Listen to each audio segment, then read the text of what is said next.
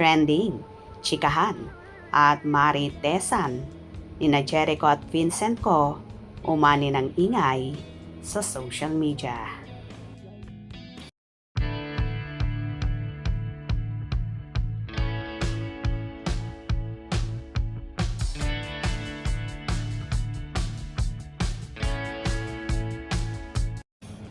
Naku, very celebrity na ang dating ng businessman na si Vincent ko ha. Aba palagi ngang tutok sa kanyang mga kaganapan ngayon ang mga ira, inggitera at pakailamera. Dahil na rin sa intriga tungkol sa kasal nila ng nobyang si Bea Alonzo. Siyempre lahat naman halos ay gusto siyang tanungin tungkol sa intrigang hindi na matutuloy ang wedding nila ni Bea. Anyway, nasa Pilipinas nga talaga si Vincent dahil nung Huwebes ay nakita siya sa World Trade Center kung saan may event ang business nila ng kanyang pamilya.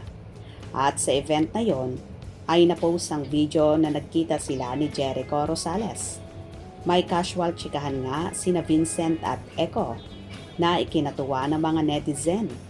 Aba, trending nga ang video ng chance encounter na yon nina Vincent at Echo ha.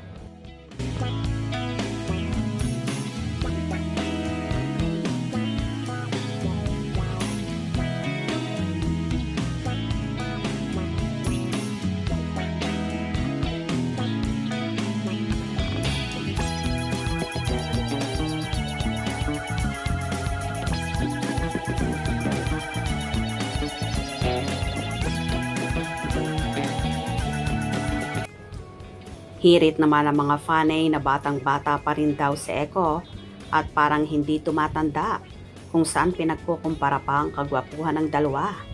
Isa rin kasi si Jericho Rosales sa endorser ng isa sa brands ng Pure Gold at isa rin siya sa nag-perform sa naturang event na yon kung saan pinagkaguluhan din siya at tinilian ng mga fans. Narito naman ang kanya-kanyang kuda sa kagwapuhan ni na Echo at Vincent. Alagang Janine Yarn. Kaya, parang bata pa rin si Baba Echo. Super gwapo talaga ng idol ko. Mula noon hanggang ngayon. Wow! Chikahan to the max ang mga gwapito. Best actor talaga si Echo. Super gwapo na, masayahin pa. Ang bait talaga ni Echo. Walang masamang tinapay sa kanya. O diba? Lahat binabati ni Echo, pati ang isa sa anak ng may-ari ng Pure Gold na si Vincent ko. Congratulations Echo, dami mong blessings. Gwapo rin si Vincent, pwede rin leading man at artista.